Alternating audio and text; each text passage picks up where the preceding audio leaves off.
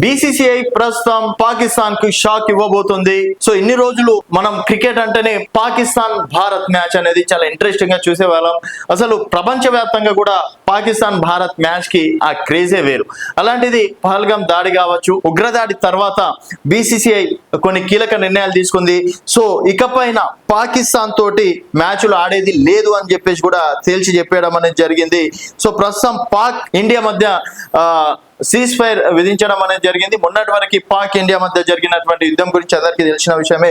So Bharat లో ఉగ్రవాదాన్ని ప్రోత్సహిస్తున్న దుర్త దేశం పాక్ మరో షాక్ తప్పేటట్లు లేదని చెప్పేసి కూడా చెప్పుకోవచ్చు. త్వరలో జరగాల్సినటువంటి ఆసియా కప్ నుంచి వైదొలిగేందుకు బీసీసీఐ నిర్ణయించుకుంది. ఇరు దేశాల మధ్య ఉద్రిక్తలు కావచ్చు, భారత్ లో పాక్ పై ఆగ్రహం కట్టలు తెంచుకున్న నేపథ్యంలో బీసీసీఐ ఈ నిర్ణయం తీసుకున్నట్లు తెలుస్తుంది. ఇప్పటికే ఇరు దేశాల మధ్య ద్వైపాక్షికంగా టోర్నీలు జరగట్లేదు. సో ఆ టోర్నీలు కూడా క్యాన్సిల్ చేయడం అనేది జరిగింది. అలాగే ఇకపై ఇతర అంతర్జాతీయ టోర్నీలో కూడా పాక్ తో తలపడద్దని బీసీసీఐ నిర్ణయించినట్టు తెలుస్తుంది. పాక్ ను ఏకాకి చేసే వ్యూహంతో ఈ నిర్ణయం వచ్చినట్టు సమాచారం. ఎందుకంటే భారత్ బీసీసీ అనేది ఏ ఐసీసీ కన్నా చాలా పవర్ఫుల్ అని చెప్పేసి కూడా చెప్పుకోవచ్చు. సో ఐసీసీ కన్నా ఎక్కువగా డబ్బులు ఉన్నది కూడా బీసీసీఐ లోనే. అలాగే భారత్ ఈరోజు క్రికెట్ లో చూసుకున్నట్టయితే టాప్ ప్లేస్ లో ఉండడం, తర్వాత ఇప్పుడు పాకిస్తాన్ కావాలా బీసీసీఐ భారత్ కావాలా అంటే వేరే దేశాలు కూడా భారతే కావాలని చెప్పేసి అంటారు.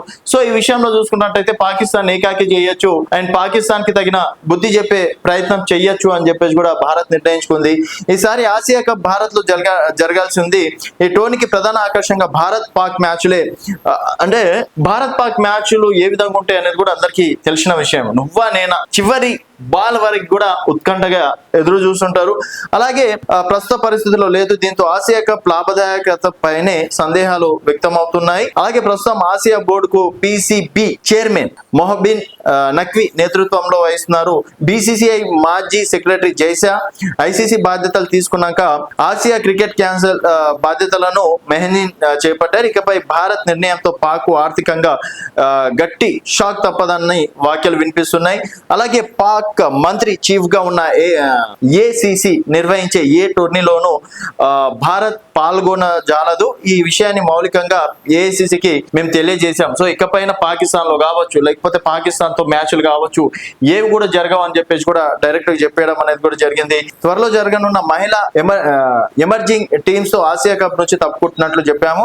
భవిష్యత్తులో జరిగే ఇతర టోర్నీలో కూడా పాల్గొనేది లేదన్నాము.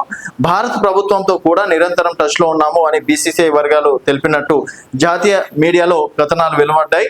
అలాగే ఆసియా కప్ మీడియా హక్కులను కూడా గత ఏడాది సోనీ పిక్చర్ నెట్వర్క్ ఇండియాలో $170 మిలియన్ దక్కించుకుంది. ఈసారి ఆసియా కప్ జరగకపోతే ఈ డీల్ ను కూడా పునః సమీక్షించుకోవాల్సి ఉంటుందని చెప్పేసి కూడా చెప్తున్నారు. ఆసియా కప్ లో భారత్ విజేతగా నిలిచింది. ఇప్పుడు 2023లో హైబ్రిడ్ మోడల్లో ఈ టూర్నీ నిర్వహించారు. కొలంబోలో జరిగిన ఫైనల్లో భారత్ టైటిల్ దక్కించుకోగా ఫైనల్ కు క్వాలిఫై కాకుండానే వెనుదిరిగింది. సో ఇక్కడ నుంచి పాకిస్తాన్ భారత్ మధ్య మాత్రం మ్యాచ్లు ఉండవు అని చెప్పేసి కూడా వాళ్ళు కళాఖండిగా చెప్తున్నారు. ఎందుకంటే ఉగ్రవాదాన్ని పోషిస్తుంది పాకిస్తాన్. భారత్ లో కూడా ఉగ్రవాదులు నిన్న మొన్న 2-3 పట్టుబట్టడం అనేది కూడా జరిగింది. సో ఇలాంటి చర్యలు చేపడుతున్నటువంటి పాకిస్తాన్ అసలు మాకద్దు, ఏ క్రీడలోను కూడా మేము వాళ్ళతోటి పాల్పంచుకోమని చెప్పేసి కూడా బీసీసీఐ చెప్పేయడం అనేది జరిగింది. మరి బీసీసీఐ నిర్ణయం ఎంతవరకు కరెక్ట్ అనేది మీ అభిప్రాయాల కింద కామెంట్ రూపంలో తెలియజేయండి. చూస్తూనే ఉండండి తెలంగాణ వెలుగు.